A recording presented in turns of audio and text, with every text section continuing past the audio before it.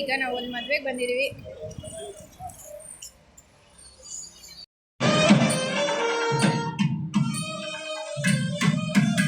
ಊಟ ಎಲ್ಲ ಚೆನ್ನಾಗಿತ್ತು. ಸ್ಪೆಷಲಾಗಿ ಮಾವಿನಕಾಯಿ, ಉಪ್ಪಿನಕಾಯಿ, ಸೇವ್ ನಾವು ಮನೇಲಿ ಹೆಂಗೆ ಮಾಡ್ತೀರಿ ಅದೇ ಥರ, ಮತ್ತು ಅನ್ನ, ದಾಲ್, ಮಜ್ಜಿಗೆ ಎಲ್ಲ ಚೆನ್ನಾಗಿತ್ತು. ಸೊ ಬ್ರೇಕ್ಫಾಸ್ಟ್ ಬೆಳಗ್ಗೆ ಮದುವೆ ಮನೇಲೇ ಆಗೋಯಿತು.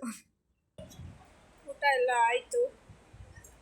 ಈಗ ಇನ್ನೊಂದು ಬೀಗ್ರೂಟ ವಿಡಿಯೋ ಆಗ್ತಾಯಿದೆಯಾ? ಆಗ್ತಾಯಿದೆ. ಇನ್ನೊಂದು ಬೀಗ್ರೂಟ ಇದೆ, ಅಲ್ಲಿ ಹೋಗಬೇಕು. ಸೊ ಟೈಮ್ 11:40 ಆಗಿದೆ. ಇಲ್ಲ ಹೊಟ್ಟೆ ತುಂಬೋಗಿದೆ. ಸೊ ಅಲ್ಲಿಗೆ ಇನ್ನೂ ಸ್ವಲ್ಪ ಲೇಟಾಗಿ ಹೋಗ್ತೀವಿ. ಸೊ ಮದುವೆಯಲ್ಲೇ 12 o'clock ಆಗೋಯಿತು. ನಾವು ಅಲ್ಲಿ ಊಟ ಮಾಡ್ಕೊಳೋಷ್ಟರಲ್ಲೆಲ್ಲ. ಆಮೇಲೆ ಮತ್ತೆ ಬೀಗ್ರೂಟಗೆ ಹೋದರೆ ಹಂಗೆ ತಿನ್ನೋಕ್ಕೆ ಆಗಲೇ ಹೊಟ್ಟೆ ತುಂಬಿಬಿಟ್ಟಿತ್ತಲ್ವ. ಸೊ ಹಂಗೆ ದೇವನಹಳ್ಳಿ ಹತ್ರ ಇತ್ತು ಅಲ್ಲಿಂದ. ಹಂಗೆ ದೇವನಹಳ್ಳಿಗೆ ಹೋಗಿ, ಸೊ ಇದು ಹೊಸ ಮನೆ, ಹಂಗೆ ಮನೆಯೆಲ್ಲ ರೌಂಡ್ ಆಗ್ತಾಯಿದ್ರಿ.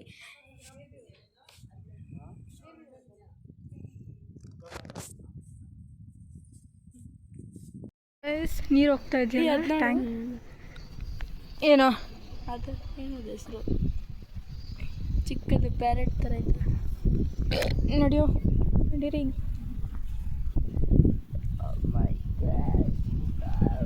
ಹಾಂ, ಸಕ್ಕತ್ತಾಗಿ. ಇವಾಗ ನಾವು ಬೂದಿ ಆಳದಿಂದ ನಾನ್ ವೆಜ್ ಫಂಕ್ಷನ್ ಹೋಗ್ತಾ ಇದ್ದೀವಿ. ಫ್ರೆಶ್ನೆಸ್ ಎಲ್ಲ 12:30.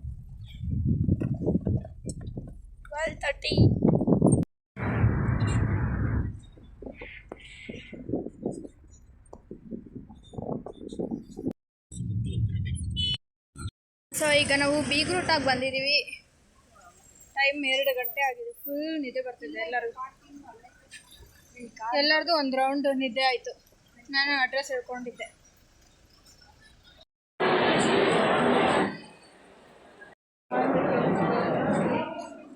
ಫೋಟೋಸ್ ಎಲ್ಲ ಇಟ್ಕೊಂಡ್ರಿ. ಫುಲ್ ಫ್ರೆಶ್ನೆಸ್ಸೇ ಹೋಗ್ಬಿಟ್ಟಿದೆ. ಆ್ಯಕ್ಚುಲಿ ಬರೋಕ್ಕೆ ಇದ್ದಿದ್ದು ಇಲ್ಲಿ ನೋಡಿದ್ರೆ ಹಿಂಗಾಗಿದೆ ಕತೆ. 15 ಟೈಮಿಗೆ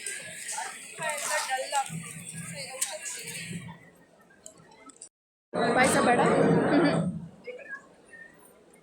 ಇಡ್ಲಿ, ಗುಂಟೂರು ಚಿಕನ್, ಅದೇನೋ ಗೊತ್ತಿಲ್ಲ. ಇಡ್ಲಿ ಆಮ್ಲೆಟ್ ಅನಿಸುತ್ತೆ. ಫಿಶ್ ಇದು ಗೊತ್ತಿಲ್ಲ, ಮಟನ್ ಸೂಪರ್ ಆಗಿದೆ.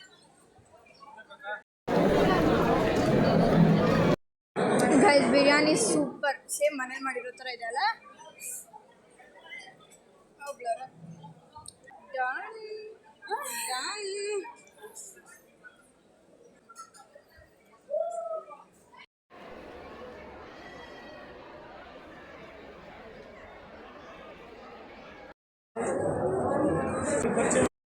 ಬೀಗ್ರೂಟ ಮುಗೀತು. Going back to home. ಮುಖ ಹೆಂಗೆ ಇದೆ ಅಡ್ಜಸ್ಟ್ ಮಾಡ್ಕೊಳ್ಳಿ. ಸೆಕೆಗೆ ಏನು ಮಾಡೋಣ. 3 o'clock ಟೈಮ್. ನಿಮ್ಮೆಲ್ಲರಿಗೂ ಒಂದು ವ್ಲಾಗ್ ಇಷ್ಟ ಆಗಿರುತ್ತೆ ಅಂತ ತುಂಬ ದಿನಗಳ ನಂತರ ಮಾಡಿದ್ದೀನಿ. ಸೊ ಡೈರೆಕ್ಟಾಗಿ ಬೀಗ್ರೂಟಾಗಿ ಹೋಗಿದ್ರೆ ಚೆನ್ನಾಗಿರ್ತಾಯಿತ್ತು. ನೋಡಿದ್ರೆ ಮದುವೆಗೆ ಹೋಗಿ ದೇವನಹಳ್ಳಿಗೆ ಹೋಗಿ ಬೀಗ್ರೂಟಾಗಿ ಹೋಗಿದ್ದೀವಿ. ಏನು ಪ್ರಾಬ್ಲಮ್ ಅಂತಂದರೆ ನನ್ನ ಡ್ರೆಸ್ ಗೌನ್ ಇದ್ದೆ ಅಲ್ವಾ, ಅದು ಚಿಕ್ಕ ನೆರಿಗೆ ಇಟ್ಟು ಮಾಡಿರ್ತಾರೆ. ಸೊ ಐರನ್ ಅಂಗಡಿಗೆಲ್ಲ ಕೊಟ್ಟರೆ ಅವ್ರು ಮಾಡ್ಕೊಡಲ್ಲ. ಯಾಕಂದರೆ ಅದು ಚಿಕ್ಕ ನೆರಿಗೆ ಇದೆಲ್ಲ ಅವ್ರಿಗೆ ಮಾಡೋಕ್ಕೆ ಕಷ್ಟ ಅಂತ ಅಂದ್ಬಿಟ್ಟು. ಸೊ ಮನೇಲಿ ಮಾಡಿದ್ರೆ ಅದು ಲೈನ್ಸ್ ಇರುತ್ತೆ ಆ ನೆರಿಗೆ ಇದರಲ್ಲೆಲ್ಲ. ಸೊ ಅಷ್ಟು ಫುಲ್ಲು ಕ್ಲೀನಾಗಿ ಐರನ್ ಆಗೋಲ್ಲ ನಮ್ಮ ಐರನ್ ಬಾಕ್ಸಲ್ಲಿ. ಸೊ ಏನು ಮಾಡೋದು, ಆದರೂ ಹೆಂಗೋ ಕಷ್ಟಪಟ್ಟು ಐರನ್ ಮಾಡಿಕೊಂಡು ಇದ್ದೆ. ಹಂಗೆ ಹೋಗಿ ಹಂಗೆ ಕುತ್ಕೊಳೋದಲ್ವ ಇನ್ನೇನು ಅಂತ ಅಂದ್ಬಿಟ್ಟು ನೋಡಿದ್ರೆ ಹಿಂಗೆಲ್ಲ ಆಯಿತು. ಲಾಸ್ಟಿಗೆ ಹೋಗ್ಬೇಕಾಗಿದ್ದು ಫಂಕ್ಷನ್ಗೆ ಹೋಗೋಷ್ಟರಲ್ಲಿ, ಬೀಗ್ರೂಟಾಗಿ ಹೋಗೋಷ್ಟರಲ್ಲಿ ನನ್ನ ಡ್ರೆಸ್ ಎಲ್ಲ ಹಂಗೆ ಲೈನ್ಸ್ ಕಾಣಿಸೋ ಥರ ಆಗ್ಬಿಡ್ತು. ಸೊ ಫೋಟೋಸ್ ಹಾಕ್ತೀನಿ, ಅದ್ರಲ್ಲಿ ನೋಡಿ ನಿಮ್ಗೆ ಗೊತ್ತಾಗುತ್ತೆ. ಆ್ಯಂಡ್ ಅಷ್ಟೇ, ಫೋಟೋಸ್ ಹಾಕ್ತೀನಿ ನೋಡಿ. ನಿಮಗೆ ಒಂದು ವ್ಲಾಗ್ ಇಷ್ಟ ಆಗಿರುತ್ತೆ ಅಂತ ಅಂದ್ಕೊತೀನಿ. ಅಷ್ಟೇ. ನಾನೇನು ನೋಡಬೇಕು ಅಂತ ಅಂದ್ಕೊಂಡೆ. ಏನಂದರೆ ಯಾವುದು ಕ್ಲಿಪ್ಪಿಂಗ್ಸ್ ಕೂಡ ಇಲ್ಲ. ನಾನು ವಾಯ್ಸ್ ಓವರ್ ಕೊಡೋಣ ಅಂದರೆ ಫೋಟೋಸ್ ಇದ್ದರೂ ಒಂದು 5-6 ಫೋಟೋಸ್ ಅದು ಮಾಡಿದ್ರು ನಾನು ಇಷ್ಟೊಂದು ಮಾತಾಡೋಕ್ಕೆ ಅಲ್ಲಿ ಸರಿ ಆಗ್ತಾಯಿಲ್ಲ ಕವರ್. ಅದಕ್ಕೆ ಹಂಗೆ ವೀಡಿಯೋನೇ ಮಾಡ್ತಾಯಿದ್ದೀನಿ ಅಷ್ಟೇ. Bye. Thank you for watching.